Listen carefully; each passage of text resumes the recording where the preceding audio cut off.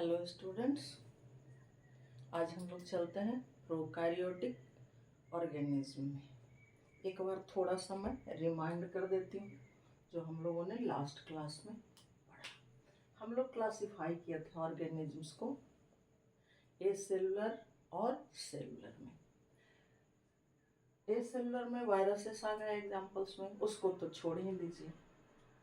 अब सेलुलर में भी हम लोगों ने देखा कि सेलुलर को भी दो ग्रुप्स में डिवाइड किया गया, prokaryotes and eukaryotes. Prokaryotes and eukaryotes, prokaryotes and eukaryotes. Eukaryotes भी छोड़ दीजिए, मैं लास्ट क्लास में बताई थी what is prokaryotes and what is eukaryotes. अब प्रोकैरियोट्स को फिर से डिवाइड किया गया, the bacteria and the archaea. The bacteria and the archaea। ये दोनों कैसे ऑर्गेनिजम्स हैं? प्रोकैरियोटिक सेल कैसा होता है? Not well defined nucleus, not membrane bound organelles, यानी ये दोनों इसमें नहीं पाए जाते हैं। तो यहाँ पे आज पहले हम लोग देखते हैं बैक्टीरियल सेल को, और इससे पहले जो भी पढ़े होंगे उसको दिमाग में रखिएगा कि बैक्टीरिया क्या है, आर्किया क्या है। मैं बता चुकी हूँ, प्रोकैरियोट्स यूकैरियोट्स पता है ही, वेल डिफाइंड न्यूक्लियस एब्सेंट होता है, यूकैरियोट में वेल डिफाइंड न्यूक्लियस प्रेजेंट होता है। अब यहाँ पे हम लोग फर्स्ट ऑफ ऑल लेके चलते हैं बैक्टीरिया को, उसके बाद आर्किया को देखें। मैं छोटा सा फिगर बना लेती हूँ। फिगर बनाने से पहले दो पॉइंट मैं आप लोग को बता दूं कि जितने भी प्रोकैरियोट्स हैं वो सारे मोस्टली लगभग बैक्टीरिया ही है। दूसरा पॉइंट कि जितने भी प्रोकैरियोट्स हैं लगभग ज्यादातर यूनिसेलुलर ही हैं, यानी प्रोकैरियोट्स में जितने भी ऑर्गेनिजम्स आएंगे यूनिसेलुलर होंगे, और most of prokaryotes are bacteria. तो ये दो पॉइंट्स मैं लिख दे रही हूँ, most of prokaryotes are unicellular. अब मोस्ट ऑफ है तो कुछ मल्टीसेलुलर होंगे, जैसे साइनोबैक्टीरिया है तो उसमें भी वो कॉलोनी बनाकर रहता है, तो आगे हम लोग देखेंगे, लेकिन ज्यादातर यूनिसेलुलर ही है। सेकंड पॉइंट है most of prokaryotes are bacteria. जैसे हमने यहाँ डिवाइड किया बैक्टीरिया एंड आर्किया को, तो आर्किया क्या है? Archaea is also a type of bacteria. तो कॉमनली या मोस्टली प्रोकैरियोट्स में यूनिसेलुलर बैक्टीरिया ही होते हैं। अब हम लोग चलते हैं फिगर की ओर।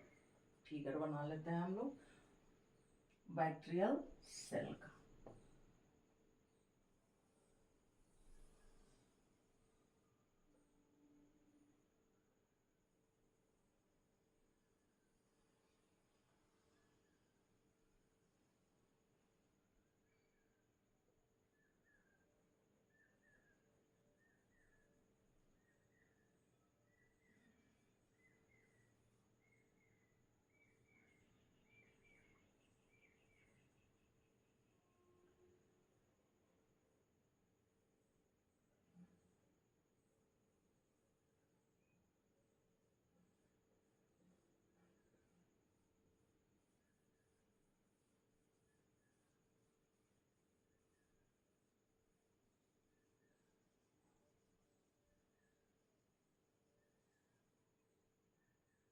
Suppose that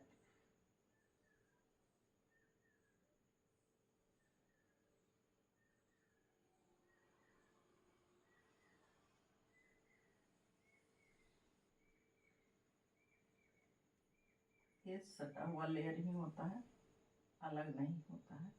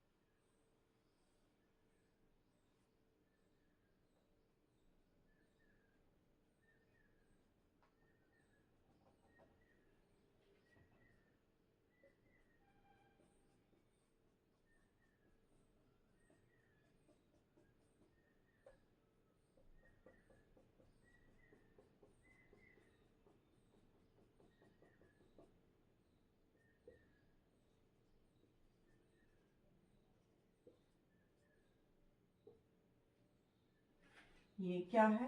bacterial cell, a typical bacterial cell.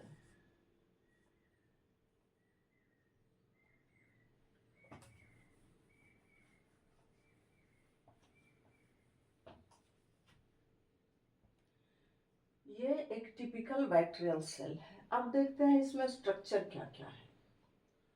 Outer most layer इसका हो गया कैप्सूल या आउटर मोस्ट कवरिंग कहिए, जो कि सारे बैक्टीरिया में प्रेजेंट नहीं होता है या सारे प्रोकैरियोटिक सेल्स में प्रेजेंट नहीं होते हैं, that are found in some prokaryotic cells like bacteria. ये फर्स्ट लेयर हो गया आउटर कवरिंग। इसके बाद सेल वॉल हो गया आपका, सेल वॉल। और इनर मोस्ट लेयर हो गया आपका सेल मेम्ब्रेन, सेल मेम्ब्रेन। ये आपके हो गए साइटोप्लाज्म, साइटोप्लाज्म। ये आपका हो गया पीलाई। ये आपका हो गया फ्लैजला। ये हो गए आपके न्यूक्लियोइड, न्यूक्लियोइड। ये हो गया आपका राइबोसोम, राइबोसोम। ये हो गया आपका मेसोसोम।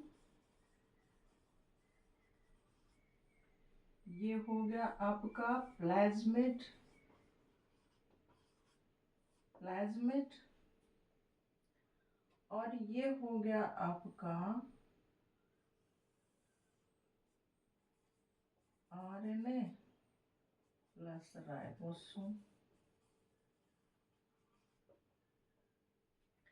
ये स्ट्रक्चर हो गया आपका बैक्टीरियल सेल का, एक टिपिकल बैक्टीरियल सेल, या ये टिपिकल बैक्टीरिया सेल भी कह सकते हैं, सेल ऑफ बैक्टीरिया। ये capsule outer most sticky and protecting covering होता है, जो कि सारे बैक्टीरिया में भी नहीं पाया जाता या सारे प्रोकैरियोट्स में नहीं पाए जाते। ये बना होता है पॉलीसेकेराइड का। पॉलीसेकेराइड मीन्स शुगर पॉलीमर, यानी समझ लीजिए शुगर का कंपाउंड। सेकेंड हो गया सेल वॉल। ये सेकेंड नहीं, ये कॉमन फर्स्ट लेयर है, outermost layer of bacterial cell that define the shape of bacteria. ये बैक्टीरियल सेल का शेप डिफाइन करता है और यही आउटर मोस्ट लेयर है सेल का, बैक्टीरियल सेल का। कैप्सूल तो जिनमें प्रोटेक्टिंग कवरिंग होते हैं वैसे बैक्टीरिया में पाए जाते हैं जैसे काउज ऑफ डिजीज वाले बैक्टीरिया हैं, वो आपके बॉडी को इन्फेक्ट कर रहे हैं तो वहाँ पे ये कैप्सूल पाया जाएगा, क्योंकि ये उनको प्रोटेक्शन देता है और आपके बॉडी के इम्यून सिस्टम से बचाता है। ये कैप्सूल के अंदर ये बंद रहते हैं, इसलिए समझ में नहीं आता इम्यून सिस्टम को कि ये कोई फॉरेन पार्टिकल्स या फॉरेन मॉलिक्यूल्स हमारे बॉडी में है, इसलिए ये उस तरह के बैक्टीरिया में पाए जाते हैं। ये cell wall outermost covering है जो इसका शेप डिफाइन करता है और ये किस चीज का बना होता है, पेप्टिडोग्लाइकान का। पेप्टिडोग्लाइकान के बने होते हैं cell wall. Third innermost layer है सेल मेम्ब्रेन। सेल मेम्ब्रेन किस चीज के बने होते हैं, सेल मेम्ब्रेन बने होते हैं आप लोग सब जानते हैं फॉस्फोलिपिड्स के। सेल मेम्ब्रेन बने होते हैं फॉस्फोलिपिड्स के। अब यहाँ पे इसके बाद आ गया हमारा साइटोप्लाज्म। साइटोप्लाज्म के कंपोनेंट्स कौन कौन से होते हैं, ऐसे यूकैरियोटिक सेल्स में साइटोप्लाज्म में क्या होते हैं, सेल ऑर्गेनेल्स ज़्यादातर होते हैं, बेसिक सब्सटेंस तो साइटोप्लाज्म में होता ही है, बट यहाँ पे सेल ऑर्गेनेल के नाम पे आप देख ही रहे हैं क्या क्या है। और उसके अलावा साइटोप्लाज्म में एंजाइम्स होते हैं, साल्ट्स होते हैं और सेल ऑर्गेनेल्स होते हैं। अब हम लोग देखते हैं सेल ऑर्गेनेल्स कौन कौन सा है। सबसे पहला सेल ऑर्गेनेल्स तो हम लोग को न्यूक्लियाइड दिखाई पड़ रहा है, ये न्यूक्लियर रीजन है जिसे हम लोग न्यूक्लियस के नाम से जानते हैं, लेकिन इसमें न्यूक्लियर मेम्ब्रेन भी एब्सेंट है, न्यूक्लियोप्लाज्म भी एब्सेंट है और न्यूक्लियोलस भी एब्सेंट है। सिर्फ प्रेजेंट क्या है, क्रोमोसोमल डीएनए, इसलिए इसको न्यूक्लियस ना कह करके हम लोग न्यूक्लियोइड के नाम से जानते हैं। इसके बाद क्या दिख रहा है इसमें, राइबोसोम। राइबोसोम पर भी डिस्कशन कर चुके हैं हम लोग। ये राइबोसोम कौन सा राइबोसोम है, 70S राइबोसोम है जो सेल ऑर्गेनेल के नाम पे इसमें प्रेजेंट होते हैं और वो क्या होता है, floating in the cytoplasm. Cytoplasm में फ्रीली फ्लोट करते रहते हैं, तैरते रहते हैं, या आरएनए भी इसमें पाया जाता है। चूंकि राइबोसोम है तो आरएनए भी होंगे ही होंगे, यहाँ प्रोटीन सिंथेसिस होता है, तो कुछ तो ये फ्रीली फ्लोट करते रहते हैं साइटोप्लाज्म में और कुछ ऐसे हैं जो कि राइबोसोम के ऊपर एक साथ जुड़ जाते हैं और जुड़ करके आरएनए प्लस राइबोसोम, तो इसको पॉलीसोम के नाम से जानते हैं, पॉलीसोम। आरएनए प्लस राइबोसोम जब हो जाता है एक साथ अटैच हो जाता है आरएनए के साथ राइबोसोम, आरएनए के साथ राइबोसोम जब अटैच हो जाता है तो सिंगल तो अटैच होता नहीं, बहुत सारे एक साथ अटैच हो जाते हैं और इसलिए उसको पॉलीसोम के नाम से जानते हैं, पॉलीसोम। ये स्ट्रक्चर, आरएनए में बहुत सारे राइबोसोम चिपके हुए हैं, अटैच्ड हैं और इसलिए इन्हें पॉलीसोम के नाम से जानते हैं। एक स्ट्रक्चर और दिख रहा है आपको, मेसोसोम। ये भी सारे बैक्टीरियल सेल में नहीं होते हैं बट हाँ कुछ में पाए जाते हैं। ये फोल्डिंग है, रेस्पिरेशन वगैरह के लिए यहाँ पर कुछ एंजाइम्स होते हैं। और एक और दिख रहा है आपको, प्लाज्मिड। तो हमको यहाँ फोकस किस चीज पे करना है, न्यूक्लियोइड और प्लाज्मिड पे, क्योंकि दोनों ही डीएनए है लेकिन ये सर्कुलर डीएनए है, देख रहे हैं फिगर में दिख रहा है गोल सा, और ये क्वाइल्ड स्ट्रक्चर है। तो ये न्यूक्लियोइड में जो डीएनए का स्ट्रक्चर हमको दिख रहा है, ये डीएनए है जो पूरे बॉडी के लिए उसका सारा कैरेक्टरिस्टिक्स वाला जीन कैरी करता है। हम लोग जानते हैं कि हम लोग में पेरेंट्स से ऑफस्प्रिंग में फिर या जनरेशन टू जनरेशन ये जो कैरेक्टरिस्टिक्स ट्रांसफ़र होते हैं ये कौन ले जाता है, जीन्स ले जाता है। और जीन्स कहाँ होते हैं, क्रोमोसोम में होते हैं, क्रोमोसोम में डीएनए के ऊपर होते हैं। तो यहाँ तो डीएनए है और इस पे क्रोमोसोम्स होते हैं जो कि सारे जीन्स को कैरी करते हैं, या सारा जीन्स इसमें प्रेजेंट होता है जो एक बैक्टीरियल सेल के लिए या एक बैक्टीरिया के लिए नेसेसरी है। अब ये प्लाज्मिड क्या है, ये भी सर्कुलर डीएनए ही है, डबल स्ट्रैंडेड डीएनए प्लाज्मिड भी है, लेकिन ये बिल्कुल एक्स्ट्रा जीन्स कैरी करता है जिसका कोई लेना देना बैक्टीरिया के बॉडी से नहीं है, इसकी एक्टिविटी से कोई लेना देना नहीं है। ये एक्स्ट्रा जीन्स कैरी करता है और ये सिर्फ अपना रिप्लिकेशन करता है। जैसे डीएनए का क्या होता है, डीएनए डबल स्ट्रैंडेड होते हैं ना, डीएनए में इस तरह से डबल स्ट्रैंड होता है, तो डबल स्ट्रैंडेड तो है ही, ये भी है, लेकिन ये बॉडी के रिक्वायरमेंट के अकॉर्डिंग जीन्स कैरी करता है, सारा जीन्स कैरी करता है, लेकिन ये सिर्फ अपने रिक्वायरमेंट के अकॉर्डिंग जीन्स कैरी करता है और ये अपना रिप्लिकेशन करके अपना जीन्स की संख्या बढ़ाते रहता है। ये दोनों न्यूक्लियाइड और प्लाज्मिड में डिफरेंस है। अब इसको मैं लिख देती हूँ थोड़ा सा, आई थिंक आप लोग समझ गए होंगे, या फिर मैं लिखती हूँ तो बोलती हूँ। ये कैप्सूल है, कैप्सूल ये किस चीज का बना होता है, made of polysaccharide.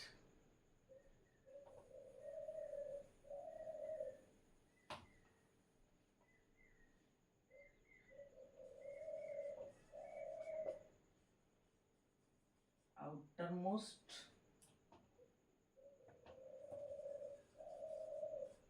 protective covering of bacteria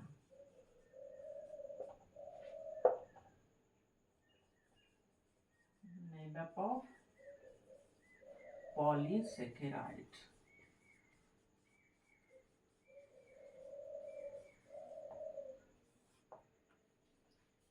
capsule protective covering है, ये स्टिकी भी होता है और ये बना होता है किस चीज का, पॉलीसेकेराइड का, जो मैं अभी पहले भी थोड़ा बोली कि पॉलीसेकेराइड मीन्स समझ लीजिए शुगर का compound, sugar polymer.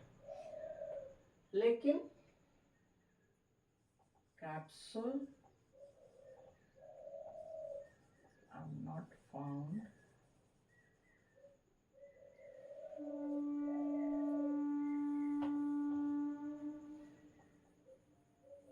capsule is found in some prokaryotic cells, some prokaryotic cells, जैसे बैक्टीरिया हो गए। ये outer most sticky protective covering है बैक्टीरिया का, पॉलीसेकेराइड का बना हुआ होता है और ये सारे प्रोकैरियोटिक सेल्स में नहीं पाए जाते, एब्सेंट भी होते हैं कुछ में, जैसे साइनोबैक्टीरिया ही ले लीजिए तो उसमें कैप्सूल एब्सेंट होता है। इसको प्रोटेक्शन की ज़रूरत होती है जब इन्फेक्ट करता है आपको या अनफेवरेबल कंडीशन में कहीं पे रहता है, तो ऐसे सिचुएशन में कैप्सूल की आवश्यकता होती है। और कैप्सूल बैक्टीरिया में, कुछ बैक्टीरिया में पाया जाता है, यानी सम प्रोकैरियोटिक सेल्स में पाया जाता है। अब चलते हैं हम लोग सेल मेम्ब्रेन। ये मस्ट नहीं है, जैसे बैक्टीरियल सेल अगर हम फिगर बना रहे हैं तो कैप्सूल मस्ट नहीं है, अकॉर्डिंग टू बैक्टीरियल सेल बनाएंगे, लेकिन अगर एक टिपिकल बैक्टीरिया का सेल बना रहे हैं तब तो कैप्सूल उसमें लास्ट में डालेंगे। और सेकेंड है सेल वॉल, ये आउटर मोस्ट कवरिंग है,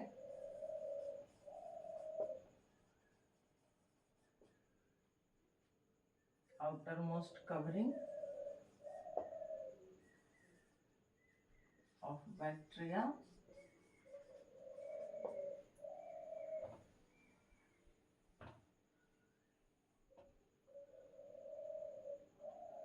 और ये बना होता है किस चीज का?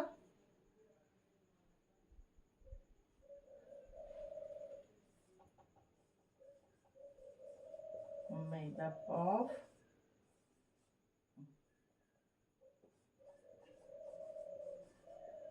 पेप्टिडोग्लाइकन। ये आपका क्वेश्चन हो सकता है, क्योंकि ऐसे सेल वाल प्लांट्स में हम लोग जानते हैं किस चीज का बना होता है? सेल्यूलोज का। और यहाँ बैक्टीरिया में सेल वाल प्रेजेंट है, इसलिए इसको प्लांट्स में ही रखा गया है, लेकिन इसका सेल वाल सेल्यूलोज का बना नहीं होता, इसका सेल वाल पेप्टिडोग्लाइकन का बना हुआ होता है। और ये क्या करता है? ये बैक्टीरिया का सेल ये शेप डिफाइन करता है, यानी उसका शेप किस तरह का होगा, गोल होगा, लंबा होगा, ओवल होगा, पॉलीगोनल होगा, वो यही सेल वॉल डिफाइन करता है, क्योंकि main outermost layer bacterial cell का सेल वॉल ही है, कैप्सूल नहीं। अब हम लोग चलते हैं, कैप्सूल थोड़ा मिटा रही हूं मैं।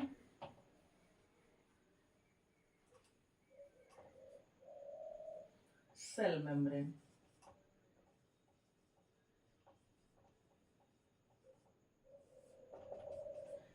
ये सेल वॉल जो है पेप्टिडोग्लाइकन का बना हुआ, ये थोड़ा रिजिड होता है, इसलिए परमेबल होता नहीं।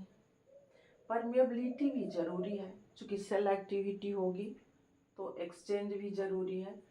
तो सेल मेम्ब्रेन किस चीज का बना होता है?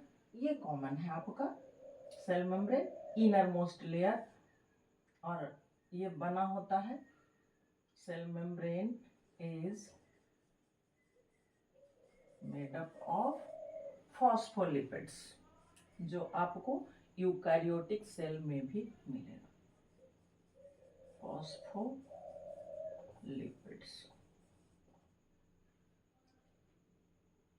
and phospholipids and semi-permeable in nature, semi-permeable in nature,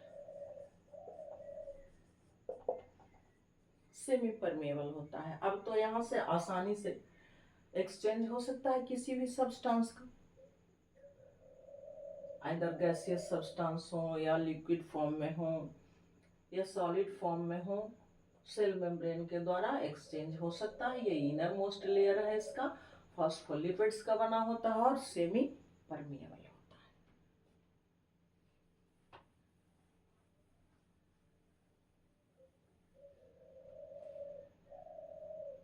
cytoplasm में चलते हैं।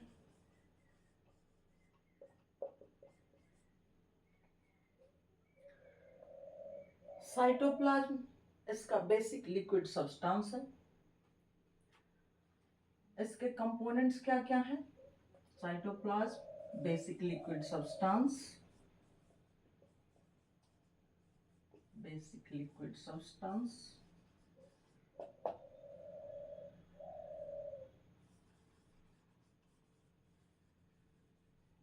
component of cytoplasm are enzymes,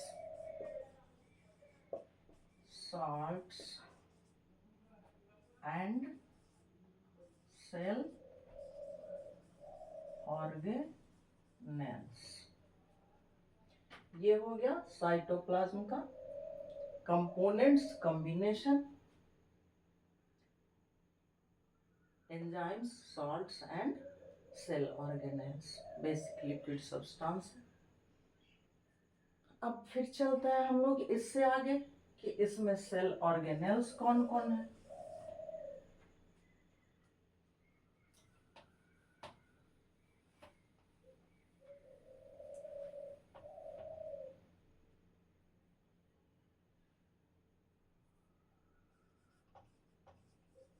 nucleoid,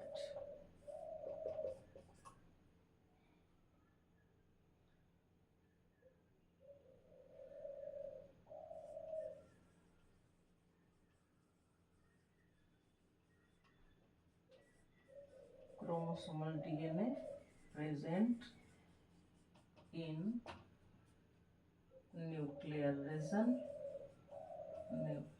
region. Nucleoid क्या है? क्रोमोसोमल डीएनए जो न्यूक्लियर रीजन में प्रेजेंट होता है, बट क्या हो जाएगा इसमें? Nuclear membrane absent, nuclear membrane is absent, nucleolus absent, लेकिन इसमें वो सारे जीन्स प्रेजेंट होते हैं जो कि सेल के मेटाबॉलिक एक्टिविटीज में पार्टिसिपेंट करते हैं या सेल के लिए आवश्यक है। तो हम लोग ऐसा लिख सकते हैं, यहाँ पे all genes are present that are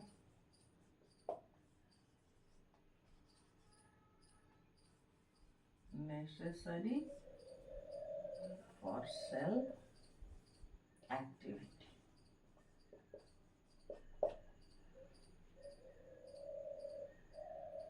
वो सारा जीन्स प्रेजेंट होता है जो सेल की एक्टिविटी के लिए मस्ट है। अब प्लाज्मिड भी इसके बगल में ही लिख लेते हैं हम लोग।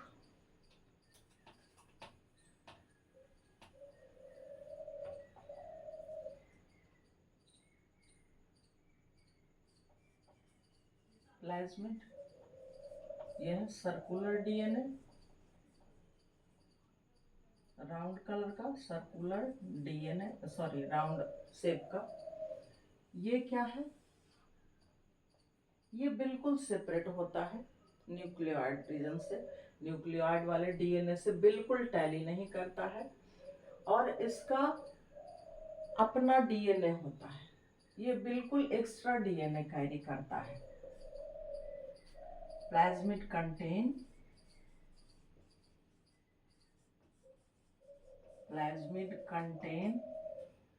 extra DNA, extra genes that are not necessary for cell,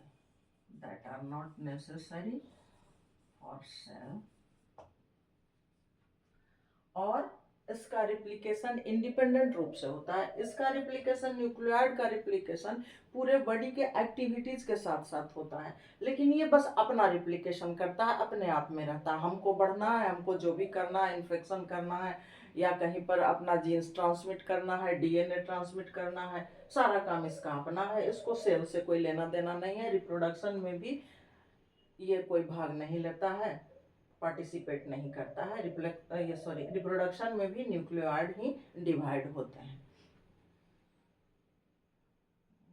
extra genes that are not necessary for cell and replicate independently,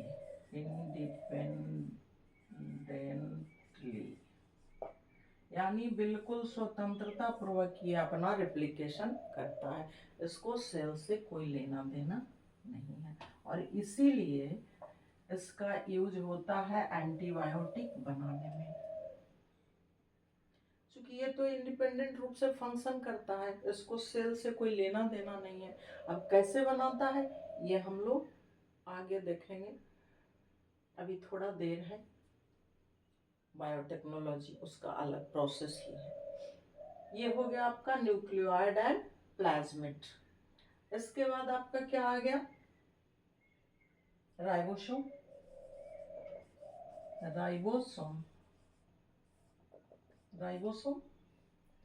70s ribosome present. 70s ribosomes are present.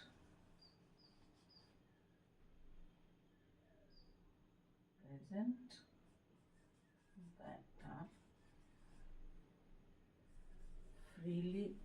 Floating in cytoplasm, और ये या तो cytoplasm में freely float करते रहते हैं और attach with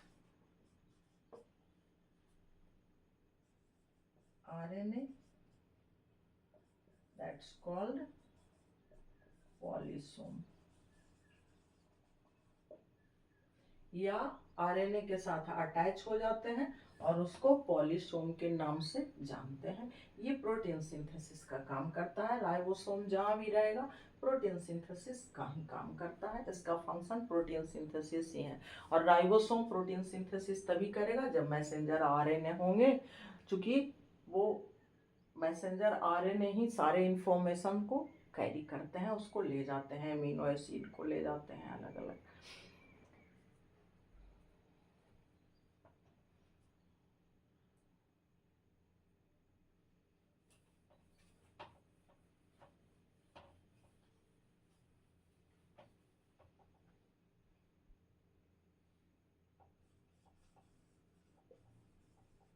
आपका हो गया मेसोसोम, ये सेल मेम्ब्रेन का ही फोल्डिंग सेल,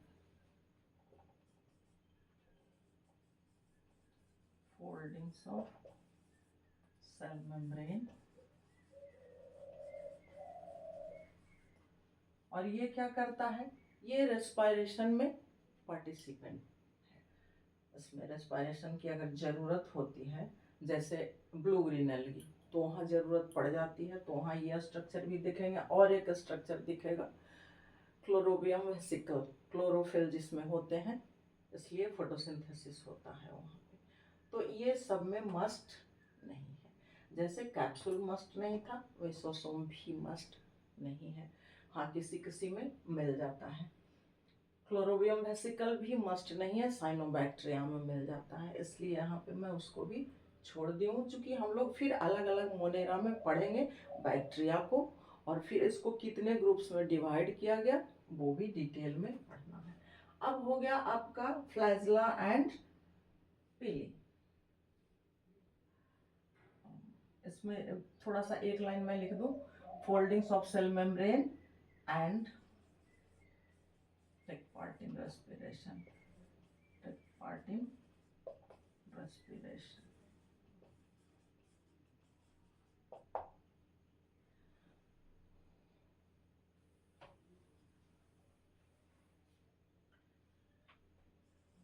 आ गया आपका पीली, इसका फंक्शन है attachment.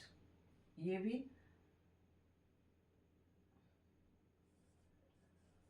Surface extension of cell,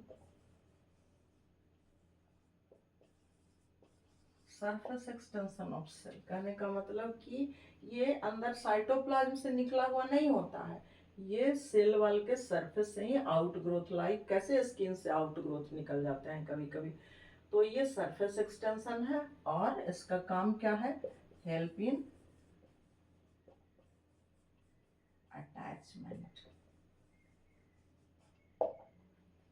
चिपकने में मदद करता है। अब हो गया आपका फ्लैजला।